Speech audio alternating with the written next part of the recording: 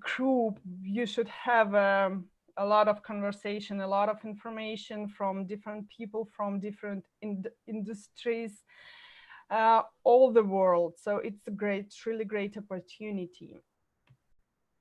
So what can you expect from the course? Actually, we have 5 steps. First step is about basic product manager skills. So it's very, very basic information about product management, running A/B tests, mock-ups, cost dev, interviews with customers, so on. Second one is skills for mid-level product managers. So who are these mid-level product managers? It's all about unit economy, soft skills, how to grow, reboots your products or overhauls your products, and so on. Third step is about mobile products. Onboarding users, app store secrets, mobile, all about mobile and analytics. Fourth level is level up for product manager. It's high level of product manager, OKRs. It's all about goals for all the company or for the team, budgeting, hiring, international products and projects, and so on. And last one, but not least, graduation projects and employment assistance. So it's additional work to add to your portfolio. It's all about resume preparation, interview preparation, how to move in the future. Who are our speakers? So as a product starting to be a global organization, I would say, we have different speakers from different countries and different companies. Our speakers today is Prashant Kumar Sonu. He's Senior Product Manager from Microsoft, and he will be our speaker during the course. Mikhail Karpov and Roman Abramov, they are founders of the Product Stars, so they will provide you great information about product management and high-level skills of product managers. Mikhail is a product director from Skyend. It's Moscow, Russia, actually CIS, I would say. Roman is product director from CarPrice, Moscow, Russia, CIS as well. Adrian Milnikan, Chief Product Officer from Evenia. Andrea Mandy, Product Manager from Booking.com. Balo, Product Owner from Siemens, so all about techniques. Anna Nauma, Senior Product Manager, Zalo. And Vera Rabkina, Head of Reviews from AppFollow. So a lot of industries, a lot of interesting names, a lot of interesting companies, and they will provide you all the information about product management, how to grow, how to create your career, how to be a product manager, and not only a product manager, but maybe something more like founder, who knows. So you can find out more details about the course by following links under the video. So it's productstart.org/productlive. We will share it tomorrow when you receive our presentation, but you can see the link right now. And let's start. I'm gonna over to the speaker. Prashant, could you please share your screen? Let me. Sure. Over to you. Okay. I think you'll have to stop sharing your screen. Yeah, stop it. Yeah, let me. Mm-hmm.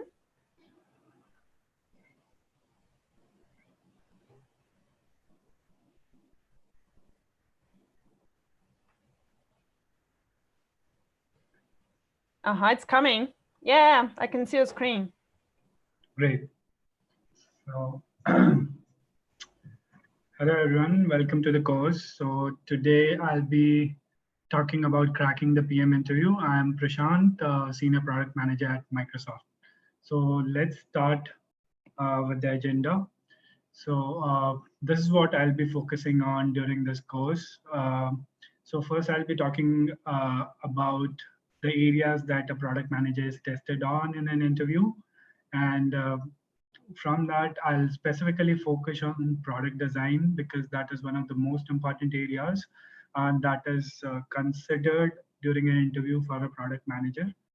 And after that, it will be followed by certain product questions, which are like a bread and butter for a product manager. And most likely, you'll get those questions somewhere down the line. So you should have answers to them. And I'll also talk about the metrics, which are important from any product perspective, and you'll be tested on certain metrics as a product manager. And then I'll talk a little bit about resume, how can you make improve your resumes and what should you put, how should you design your resume for recruiters to pay attention to them. And after that, finally, I'll have a behavioral question section where at a top level, I'll tell you a framework that you should use to answer behavioral questions. And finally, we can have it followed by a Q&A. So that's the high level agenda. Let's start. But the first thing that I want to talk about is the areas that are tested on uh, when you're appearing for a product management interview. So broadly, these are the areas that are tested on. The first one is product design, and it's probably the most important area that you'll be tested on. The another thing that you once you have designed a product, it will generally be followed by a metrics question. So as to what are the metrics you would measure for that product. So that is another area that you will be tested on. Uh, the next thing is resume. Obviously, if you want to get an interview call, your resume should be designed in such a way that it is eye-catching for the recruiters and they call you for the interviews. There's also a section on behavioral questions, or at big companies, they also call it as a cultural fit, where they want to see whether, like for Google, it is they'll look at googliness. For Microsoft, it is growth mindset. So probably they are trying to assess you at cultural fit for the company asking these questions. And there could also be from time to time there are technical questions. So and it varies from company to company and role to role. Some of the roles are more business focused. In those cases you won't get technical questions, but if it is a role that requires you to have technical expertise, then you may be presented with certain technical questions. And finally, you can have guesstimates, but guesstimates is generally asked at entry level. If you're just applying for a product management role, or if you're coming out of a college and you're applying for a product management role, then generally they ask you on guesstimate questions. I'll not be covering it as part of this presentation, but guesstimate questions are generally like estimate how many cabs are there in Europe, uh, how many petrol pumps are there in Europe. So those kind of questions which test you on analytical skills are guesstimate questions. So let's move on to the next section, which is the most important section in my opinion. It is the product design question. So for product design questions, this is something on a high level that I would want to tell you. So a product design question could be anything like designing a product. Like you, a simple question when could be design a air taxi app similar to Uber. So an air taxi. So when I say this, you look at my statement. I asked you to design an air taxi app. So if you look at it, it's not very clear, right? What does it mean? So and this is done intentionally by the interviewers for them to understand that you ask clarifying questions, get deep into the problem statement before you start solving the problem. So particularly in this example, you should ask questions like, what do you mean by a taxi app? So then the interviewer will tell you that it is an app which can transport people via air. So again, you can ask a clarifying question. Will it be similar to Uber, just that it will be the mode of transportation is air? So the interviewer will reply to you on those clarifying questions. There are other clarifying questions which You can ask in all circumstances, and those are like, where do you want to launch this product, uh, right? And do you have that in mind? So the interviewer can tell you that they have a particular geography in mind, or they may ask you to define it. So it shows two things: that you are thinking about everything before you start solving the problem. At the same time, if interviewer has anything in mind, they'll guide you in that particular direction. So it's important that when a problem statement is given to you for a product design question in an interview, you ask clarifying questions before you start solving the problem. And generally, the intuition is, whenever a question is presented, the intuition is to solve it. But that's the wrong approach to solve a product design question, because most of the interviewers are not looking for a right or wrong answer, because in most of the circumstances there is no black and white right or wrong answer. It's what they're looking at is how you approach a problem. And the reason they are looking at that is because the way you approach the problem, the same way you'll approach the problems when you're hired. So one of the things that happens in a product management role is, in certain circumstances there will be a lot of ambiguity. And when there's ambiguity, structure helps you navigate those ambiguity. And that's why there are certain defined structure, that if you think about your users, right, if you think about where you're going to launch your product, if you think about the key pain points, then you're thinking in the right directions. And whenever a problem is presented to you, if you think about these parameters, then at least you'll be able to cut through that ambiguity and have a baseline ready to proceed further. So that's why I have mentioned here that there's a structure part to every product design question, and that is non-negotiable. Because if you don't follow the right structure, uh, chances of you getting selected is very, very low. Another important thing is it should be user centric. I cannot emphasize how important it is. Amazon started the concept of building products which are user focused, and now it's one of the key mantras in majority of the companies, where you have to, whenever you are building a product, it should be user centric. So if I am building an air taxi app, I should define the user segment that I'm going to target with this app. Obviously, so you should define it in the beginning itself, that I'm going to target executives, I'm going to target politicians. Personas, I mean, obviously people who have money can afford this, so you have to target the luxury segment and specific personas in that segment. So you have to define your users segment very clearly, so that the solution is very user centric. The next thing which is important is use cases covered. So once you have defined everything, then use cases are generally the entire journey that you go through. So let's say if we take an example of Uber, what are the experience that a user goes through? So they go through a login experience, there's a home page, there's a billing page, there's a cab booking page, there's a payments page, right?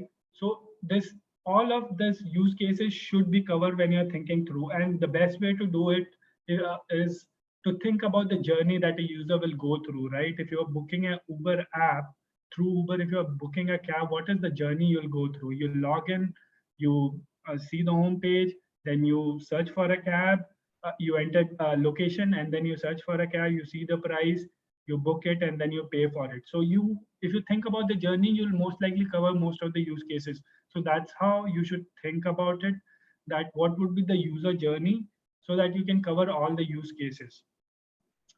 Then the next thing is innovation and creative. That is the wow factor. So generally, at least at top companies, we get a lot of resumes for one role. And one way I'll remember a candidate from others is that there's something innovative he tells me in the answer.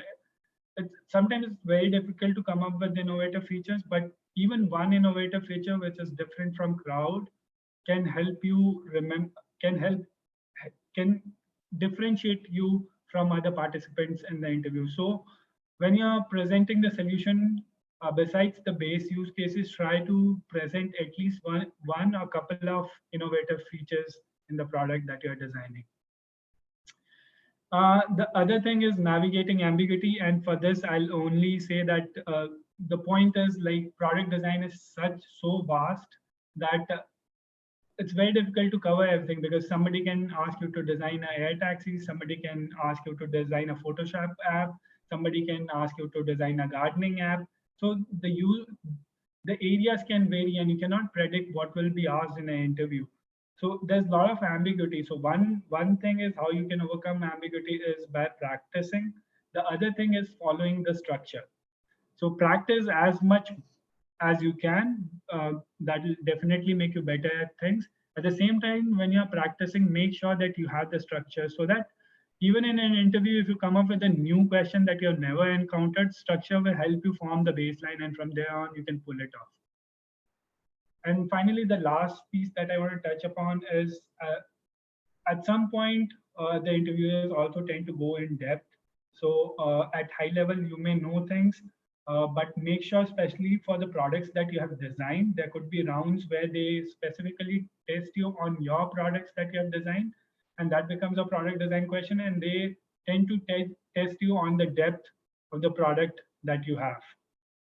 So make sure you have good depth in the product, specifically the ones you have designed.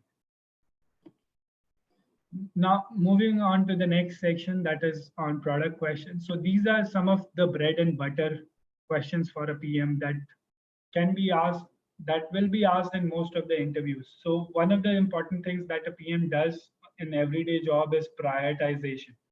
So for prioritization, there'll definitely be a question like, how do you prioritize your backlog? So you should be prepared to answer this question, right? Every company has a different policy of prioritizing, and every PM has a different principle of prioritizing. But make sure you have answer to this question: how do you prioritize your backlogs?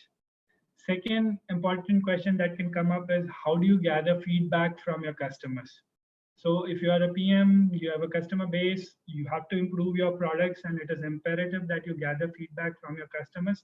So what are different forums that you use for gathering feedback? It could be workshops, it could be direct communication with customers, it could be surveys, it could be customer portals.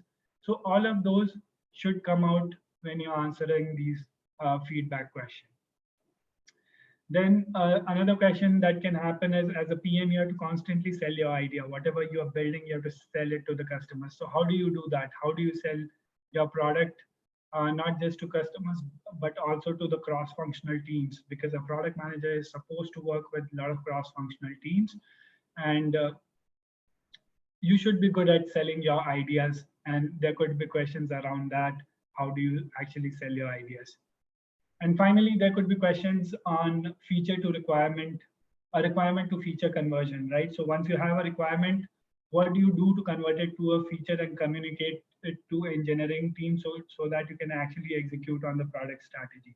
So generally you follow agile methodologies where once you have the requirement, you groom your engineering team and you divide it into features, you divide it into user stories, you take the user stories sprint by sprint, and then you have the demo for the user stories, and piece by piece you build the sprint into a complete product.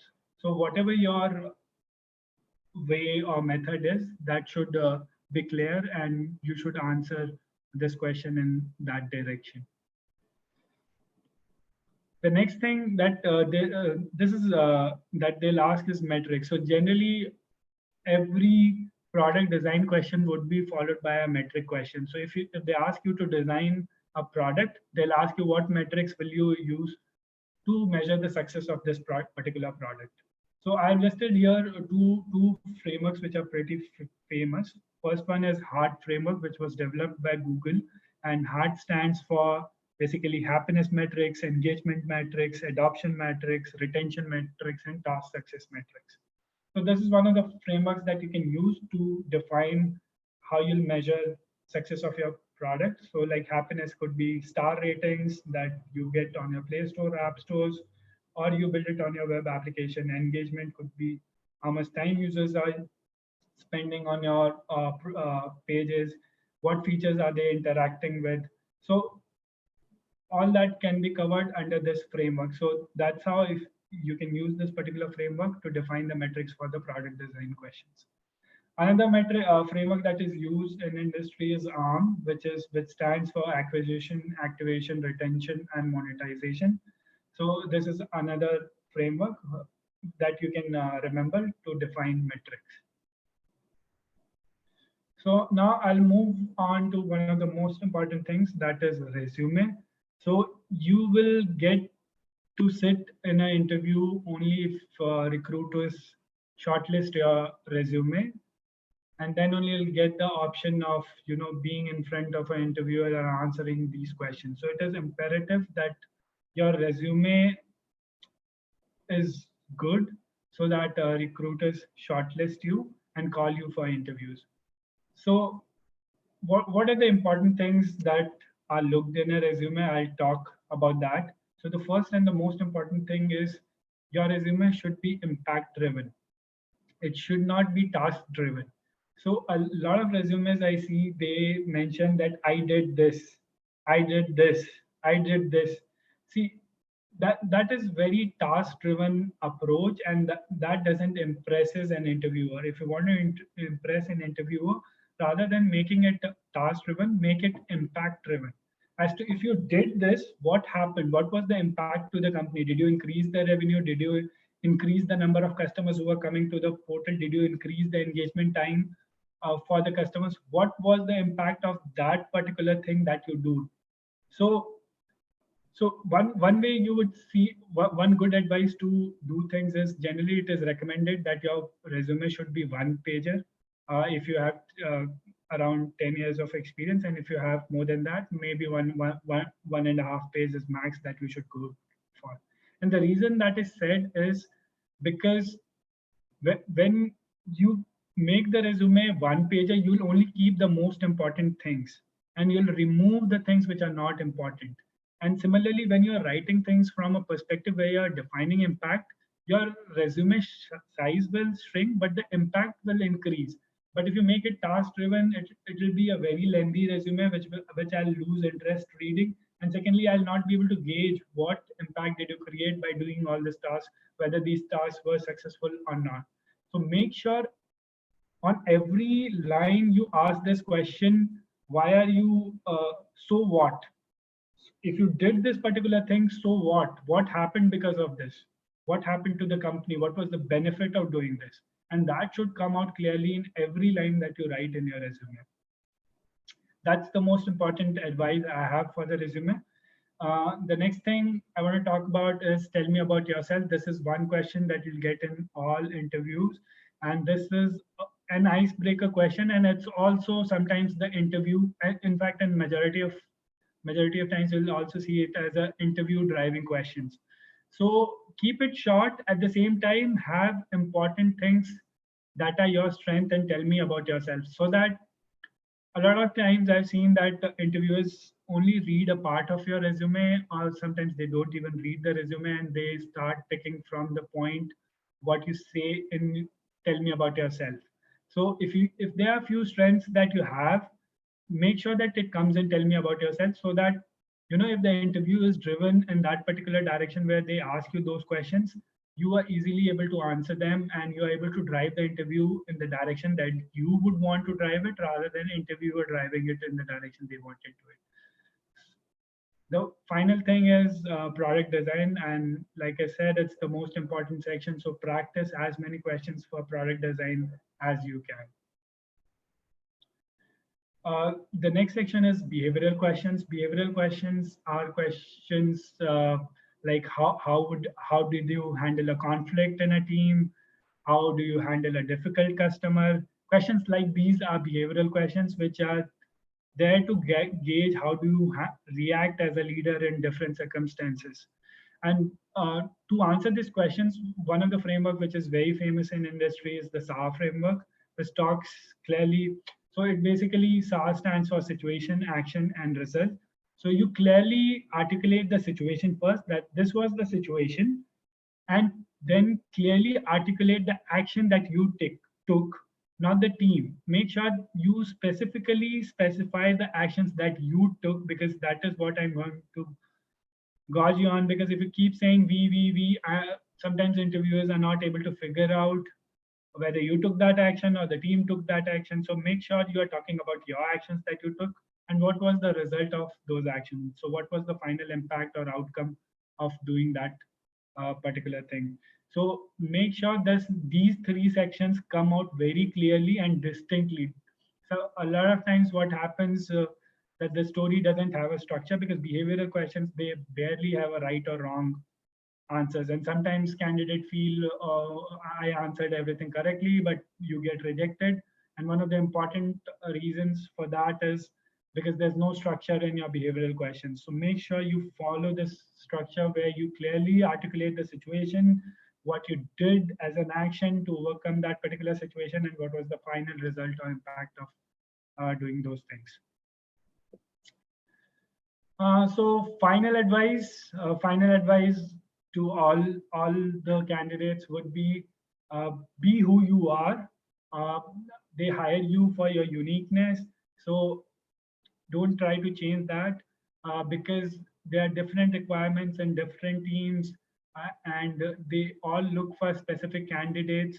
So some people value startup experience, some people value experience from big enterprises, some value mix of both. So be who you are, because you don't know what unique capabilities you are possessing, and that is what they might be looking for. So don't try to change who you are. Be present yourself the way you are. The next important advice is structure is key. So I cannot emphasize enough, this is one of the important things whenever you are answering questions in interview, be it a product design question, be it a behavioral question, ans- follow the structure. Structure is one of the most important things that can differentiate you from other candidates. And finally, my final advice is practice a lot of product design questions because that is the most important thing. So I have a few recommendations in terms of books that you can read to know more about product management. One of the good books that I have read is Cracking the PM Interview, and another good book is Decode and Conquer. I would also like to mention the book which is being given as a gift, The Hooked, which was shown at the beginning of the presentation. That is also a pretty good book if you want to read and ask good questions today so that you get it as a gift. It's a pretty good book. So that's all from my side. If there are any questions, I can take it up now. Yeah, we have some questions. Thank you, Prashant, for your speech. It was very interesting. And let me ask you one question I have. Tell me about yourself. Okay. So yeah, this is a very interesting question, and so generally, okay, let me answer it how I answer it for myself. So see, what happens is over a period. So I'll just tell you the challenges I had faced while answering these questions before I answer this question. Is when your experience grows, you have a lot of things to tell, and if you start telling a lot of things, then the interviewer may get bored after a point and may stop listening, and it may waste a lot of time. So you have to be concise. At the same time, you should not lose out on important content. So just an example, before becoming a product manager, I was also a developer, software engineer, and that is one of the important skill sets that I want to highlight. But at the same time, I do not want to get too much into depth about what I did as an engineer. So there, I have to find balance this, right? Because I want to bring it as a strength. At the same time, I don't want to get into nitty gritties of what I did as an engineer, because there will be engineers in my team who will be doing the engineering work. So I should focus more on the product management skills and what I have done as a product manager. But at the same time, I should bring out that experience. Another interesting thing that I feel I have in my profile is entrepreneurship. I had co-founded a startup, and that is something I feel is a good thing to talk about, and I tend to focus about it.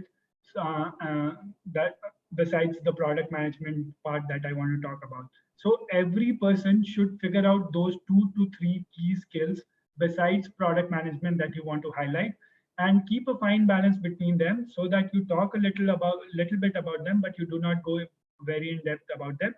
Your focus should be more towards telling about what you did as a product manager. At the same time, don't lose insight on the important other skill sets that you have that can add value. So with that, does that answer the question? Should I go and actually tell you about myself? Uh, Yes, it will be very great information just for understanding that practice is one and a real world is another one. Sure, sure. I started as a software engineer at Microsoft, and then I worked for a few other companies as software engineer. I worked for Samsung Research.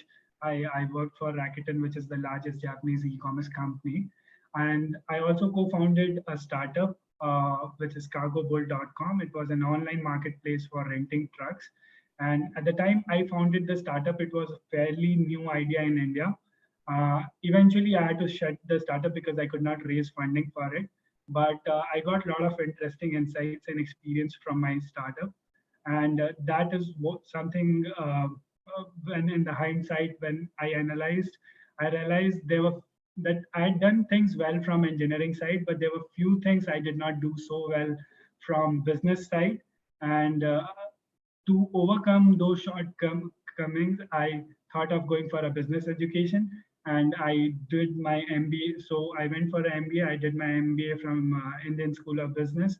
I also got a chance to go for an international exchange program at Wharton. So 6 months of my MBA was at Wharton. And when I came back, I joined as a product manager at Nowfloats Technologies. Nowfloats is one of the startups in India which has recently been acquired by Reliance Industries for $20 million. So I was a product manager for three products over there, uh, which was mostly responsible for creating digital presence for small and medium enterprises. And presently, I am a senior product manager at Microsoft and Unified Telemetry Platform product, where I'm looking at three products at present. One of them is defining infrastructure for security telemetry. The other work is on hard framework, and the third work is on business process monitoring related things. Great. Thank you. So let me ask questions from our YouTube channel. Just a few seconds. How do we prepare ourselves for cultural fit based on the company? Yeah, good question. So cultural fit. For cultural fit, first of all, you should go through the job description of a company. If they have the job description, look for what they are asking for and try to align your skill set to that. Secondly, you read about that company online, especially read about the vision statements, mission statements, right? So the vision statements are pretty important. And when you're answering your questions, if you can bring out that quality of vision statement into your answers, it will show uh, good it'll give a good impression. Third thing is you if you have a network of friends or colleagues working in that company, or you can reach out to people on LinkedIn, they tend to help you. You can go ahead, have a small conversation around the cultural, how's the culture, what do they look from a cultural perspective, and you can answer from that perspective. And you can always Google cultural fit questions from Google or from Microsoft, and you'll get some ideas around that. So do a little bit of research and then try to align your answers to whatever is required for that particular role and for that particular company. Yeah, absolutely agree. Another question, PD answers, I believe it's product design. Product design answers to be strategy based or delivery based? Uh, there's no black and white answer to this one. It'll depend. So you have to clarify this question with the interviewer. That's where the first question, right? Whenever a question is given, you don't deep dive into it to solving it. And there's a reason why the questions are ambiguous. You should ask this whether this question will go in a strategic direction or whether it will go in a deep dive direction. So you should clarify it with the interviewer, because that is what he's testing you on. That you don't straight away deep dive into solving a problem without completely understanding it. So make sure you ask those clarifying questions as to what he's looking for in that particular product design question. Yeah. Okay. How do you handle metrics if you are a newbie PM? If you are Newbie, no, new in PM. okay, new NPM. Newbie, Yeah, newbie. Mhm. yeah, yeah. Okay, so yeah, so one of the ways is you follow the frameworks. So frameworks helps you remember things, and what you can do is, so that's the first thing. So like few metrics are common for most of the products. There will be some engagement metric for each of the product. There will be adoption metric for each and every product, right? How many users are coming to that portal? How many new users are coming to that portal? Those questions are going to be there for all the products, and majorly all the product managers will measure that. So that's why framework becomes one good starting point. So if you remember the framework, at least you go out there with the basics. The other thing you can do is you can practice some of the metrics questions by thinking what would be an important metric for YouTube, what would be an important metric for Facebook, what would be an important metric for Google, right? If you think about just ask what would be important metrics for big companies and different products from these companies. And even if you Google, first you think about them and see what did you come up with, and then Google and see what product managers are measuring for those products. So you'll get a good insights and you'll learn more that way. Yeah, and I believe you should have a good network connectivity with other people from different cultures, different companies as well, Yeah, to get their definitely. experience. Absolutely. Absolutely. Attending seminars, workshops, networking, all of Yeah. that will go a long way. Yeah. Can you give a best practices a framework to prioritize backlogs? Yeah, sure. So, one of the frameworks that I follow is there are 5 or 6 parameters that I judge each of the line items that are there. So one of the most important thing that we judge is on customer satisfaction. So we basically rank the features on a scale of 1 to 5. So if the feature is there, if this particular feature is there for a customer satisfaction, how would I rate? 1 being lowest, 5 being highest. If that feature adds a lot of value to the customer, then I rate it as 5. So I'll rate it on one parameter, that is customer satisfaction. Second, I'll rate it on company vision, whether it aligns with my company vision or not. Third, I would rate it on revenue, whether that particular feature can get us revenue or not. Fourth, I would rate it on competitive advantage. Compared to our competitor, does it provide any advantage, or are we catching up with the competitor? So uh, based on that, you'll rate it. And finally, fifth thing that I'll rate it on is the cost to develop it, the amount of effort that it will take to develop it. So you have these uh, five metrics of which are there, and then you rate each of the features on a scale of 1 to 5 on all the 5 metrics, and the ones which gets the highest number comes on the top, the second highest comes on the second, third, and like that. So that way your backlog becomes prioritized, and you have data to back it up, because you have thought through it. You're not doing it just based on intuition. You used a framework to come up with that prioritization. Yeah, good point. Thank you. Another one question. For career starters, how can we devise resume that is impact driven? Because before starting your career as a PM, generally students do not handle big projects that can be quantified as impacts. Okay, good question.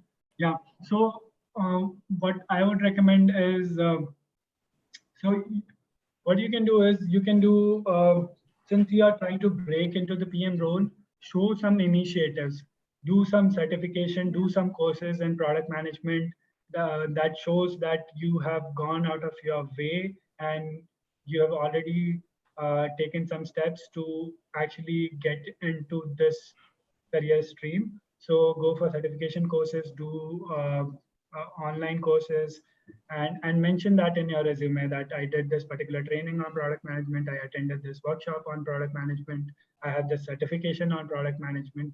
That is one thing that you can do. Second is, even if you are not a product manager, you try to take some if you can get it in your company, try to take up some roles which represent product management skills. If you're not getting it in your company, try to do pro bono projects outside the company uh, uh, for those roles, and you can highlight it in your resume.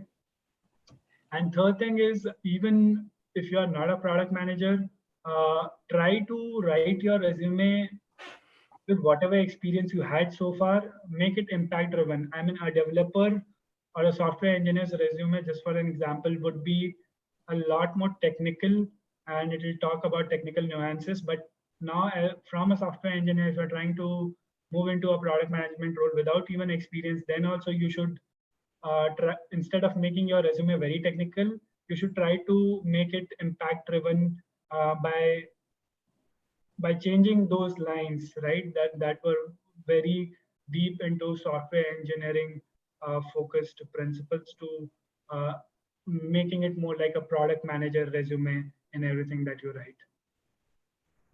Yeah. So almost the same question, but very interesting. Does experience make you a PM, or education or idea?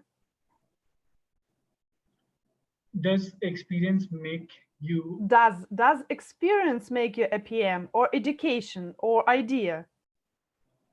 okay?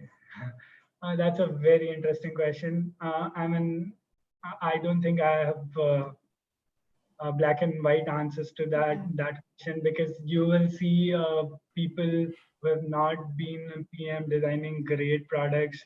Some people who have not done MBA have done pretty well in the PM domain. So I don't think that there's a black and white answer that if you have this education or if you have MBA from this B school, then you'll be a great PM. There's no secret sauce like that. I've seen people from all streams, people who are not software engineers coming into product management and doing pretty well. I've seen people who don't have MBA come up and do very well. At the same time, there are people who are well educated, they are doing well. People who have MBA are doing well. If you have the passion for it, I think you can do well. And if you have the growth mindset where you are open to learning new things, even if you don't have the education, you'll grasp it over a period of time. So just have the passion and the growth mindset, and I think things will work out. Yeah, absolutely agree. And you should start, I believe, from basic knowledge and then move on, move on, move on, and make more experience and more information and so on. It's complex of information. Okay, so next question. It's a long question, so I will try to ask it. My name is Mai. Thank you for such a cool talk. However, I think you haven't mentioned analytic thinking questions. One popular format is a logical thinking question, like IQ questions. Also, the behavioral question, did you mean they are equivalent to case study questions that are directly related to the business, the company you're applying? For example, for case study questions, how would you adjust the coordinations among your product development team and with other departments also to improve low sales figures? Figures for each of the two types of questions above, analytical thinking and case study, what is a good strategy you would advise us? Okay. Okay. So let me come to the first part of the question, which talks about the analytical part, Thinking. which in my context was the guesstimate questions. So I did not cover on it because generally those questions are asked when you come out of college fresh, and when your experience increases, they tend to not ask those questions unless and until you are going for a PM role, which is very analytics driven. Even in those roles, if you have experience, they'll not go with guesstimate questions, or they'll only have a minor version of it. It's not so important. But if you're coming out of a college, or if you are sitting for placements just out of college, or if you don't have a lot of experience in those scenarios, they don't have a lot of questions to ask, so they go for guesstimate questions to judge your analytical capabilities. So I would recommend that for guesstimate questions.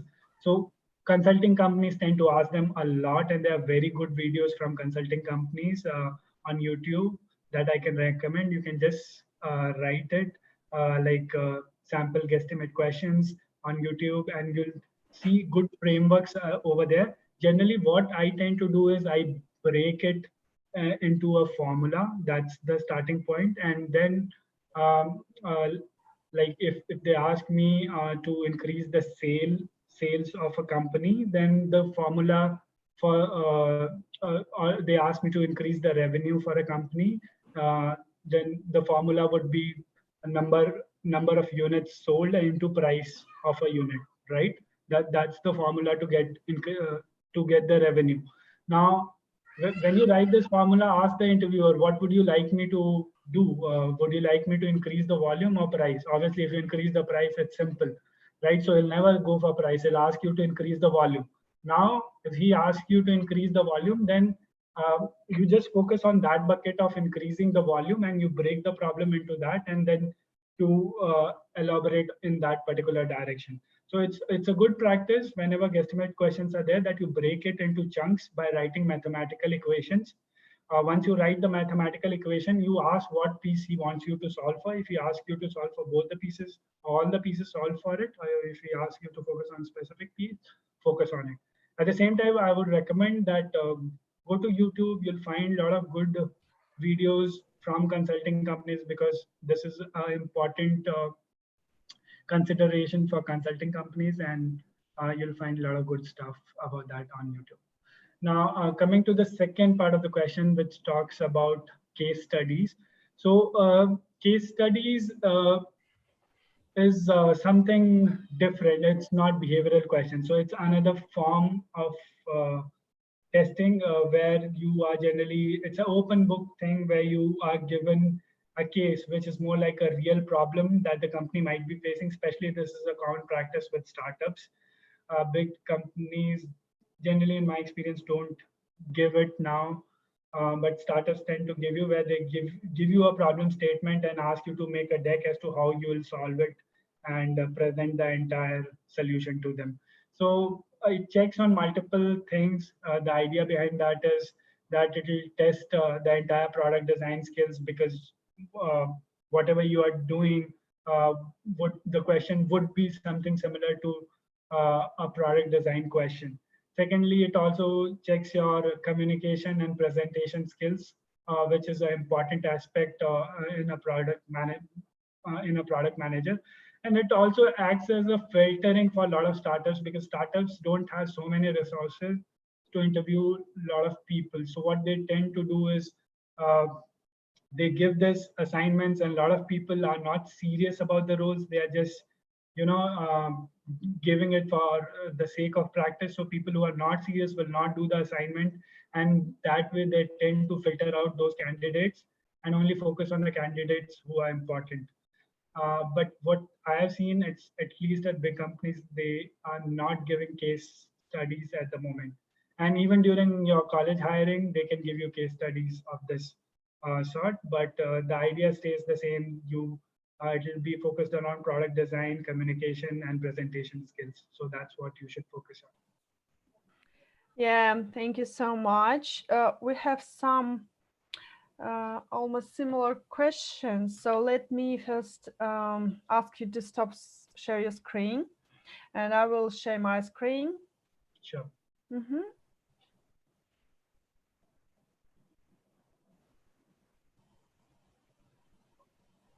Can you stop can you stop sharing your screen, Yeah. please? Uh-huh. Yeah. Okay, much better. Mm-hmm. Because I was going to let me mm-hmm. Okay, just because we have some more information about what is next, and then we can go back to questions. So can you see my screen? Yeah, I can see your screen. Okay, great. Some more additional information just about the course and what do we have, and because I saw some questions regarding where can we get more information, where can we get some more knowledge, and where to invest our time. So of course we talking about knowledge bases. It's all about information. Who is product manager? What kind of metrics should be known by product managers, and so on. And all of this information we will share during our course. And actually our course is six months of training, from basic skills to advanced PMs, just to be sure that you understand and you have a lot of practice and you understand how to be a product manager. A lot of practice, a lot of information, a lot of a lot of mentor support. So all your questions will be raised to mentors who will provide your feedback, their feedback on your resume, on your case studies, and so on. So you can have a conversation with as students, as speakers, as mentors, whatever. And of course, assistance with employment, because you asked what about helping with if we are students, how can we get more information and how can we get more experience if we are not a PMs yet and we have no official jobs, for example. During the course, you will have a lot of practice with a real product or real life, so you can get this and add this information into your CV, and our mentors and our speakers will help you to also start your career or to continue your career. So how it looks like, course program, once again, 6 months, and it will be started end of April, so be ready. It's how it looks like. First section, as we already talking about, it's basic product management manager skills. So mask interview, what is product manager, skills and trails, CAS-DEF, it's very important, and product metrics, so on. Applied analytics, A/B testing, and so on. You can find more details about the course by following links: productstar.org/product live. It's all in English, so you can see a lot of information and even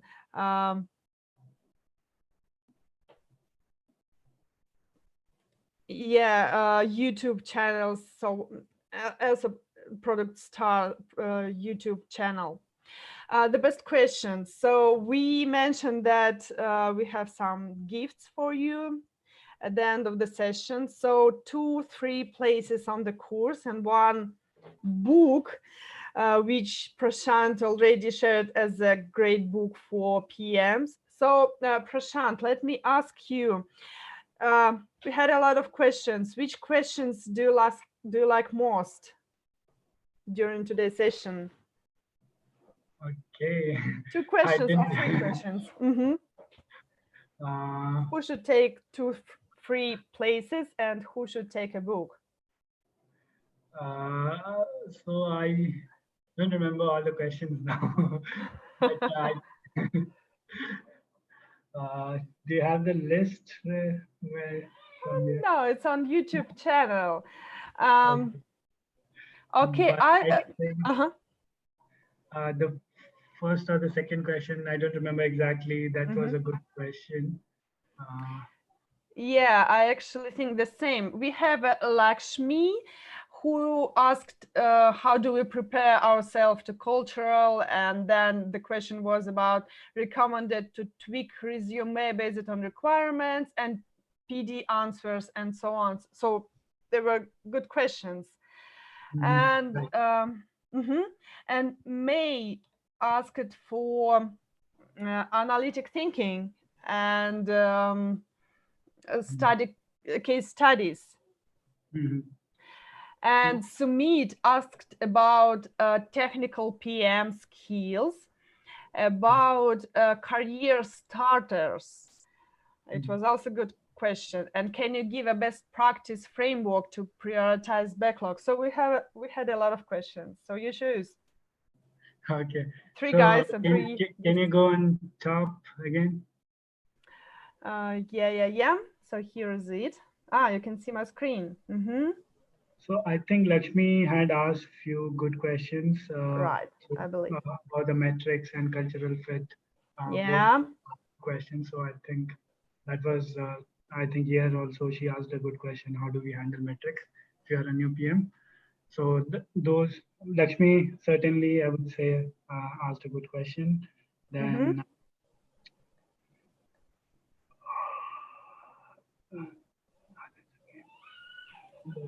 May and Samit. yeah, May also a good question. May. Okay, so we have three gifts. One gift is a book, and two gifts are free places. So which one for which one? Uh, I think you can give the book to Lakshmi. Great.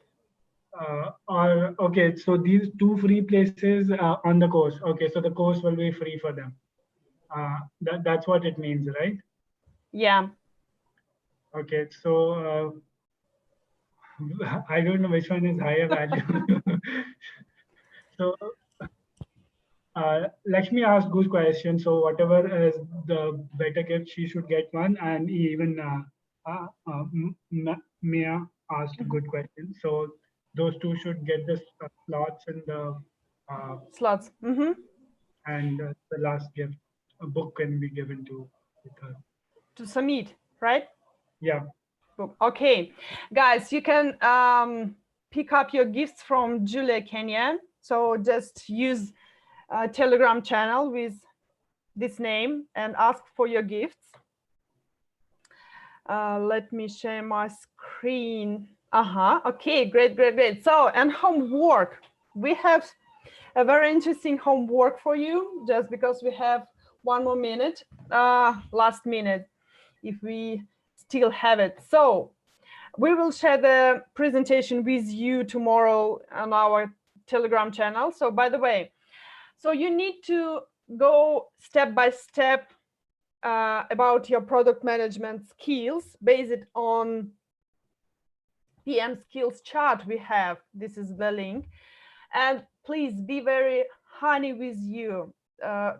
Be very positive and constructed to your skills. Be very honest, because you need to understand your real skills, your real power, and your real ways for improvement. So this is the scale, scoring scale from 0 to 5, and you need to go step by step for PM skills chart. Let me show how it looks like. So here is it. Just download it. It's an Excel table, and pick for every single step number from 0 to 5, and to understand what is your power and what is your not power, I would say.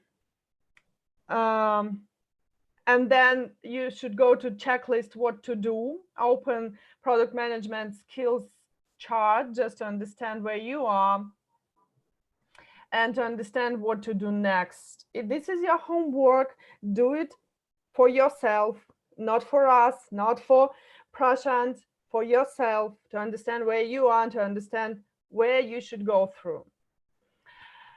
And I really hope to see you again on our other product star webinars or even our course. Prashant, thank you so much for all your answers, for your speech today, for your presentations. It was very interesting. All your answers was very clear and I believe useful and helpful for our folks. And just to remind you that we are a global company with a lot of practices, a lot of information, and welcome and hope to see you again next time. Prashant, do you have anything to say to our folks Yeah, today? thank you so much for inviting me. It was wonderful interacting. I hope the session was useful for everyone and look forward to learning and growing together more. Yeah. Okay. See you next time. Bye See you. bye. Bye bye.